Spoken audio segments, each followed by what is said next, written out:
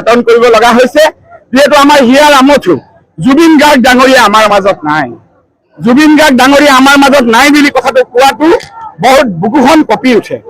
যেদিনা ছিংগাপুৰৰ পৰা এই বাৰ্তাটো পাইছিলোঁ সেইদিনা গৌৰৱ গগৈ ডাঙৰীয়া আমি জিতেন্দ্ৰ সিং আমি শ্ৰীৰামপুৰৰ ওচৰত এখন নিৰ্বাচনী সভাত আছিলোঁ আমি ততাকে সামৰি গুৱাহাটীলৈ আহিছিলোঁ আৰু সেই যিটো গোটেই অসমে আজি কান্দিছে গোটেই অসমৰ জনসাধাৰণ ৰাজপথত জুবিন গাৰ্গৰ শৱদেহ যেতিয়া লৈ আহিছিলে এয়াৰপৰ্টত সেই সময়ৰ পৰা জনসাধাৰণ ঘৰত লৈ যোৱালৈকে পিছদিনা সোণাপুৰত লৈ যোৱালৈকে কিদৰে গোটেই অসমৰ জনসাধাৰণ কোনো টোপনি মাৰা নাই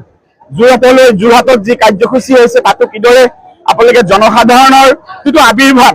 জনসাধাৰণৰ উপস্থিতি অসমৰ জনসাধাৰণে আজি ইমান কান্দিছে এজন প্ৰাণত থকা হৃদয়ত থকা শিল্পীক আমি হেৰুৱাইছো আৰু অসম চৰকাৰক আহ্বান জনাইছো এই বিচাৰ আৰু কঠোৰ হ'ব লাগে কোনোৱে ইয়াত খালি যাব নালাগে আজি শ্যাম কানু ডাঙৰীয়া আৰু সিদ্ধাৰ্থ আজি এৰেষ্ট হৈছে বাকীসমূহ এৰেষ্ট হ'ব লাগে যিসকল ইয়াত জড়িত আছে সি যোনে নহওক সি যিমান পাৱাৰফুল নহওক প্ৰত্যেকে এৰেষ্ট হ'ব লাগে প্ৰত্যেকৰে ওপৰত কঠোৰ বিচাৰ হ'ব লাগে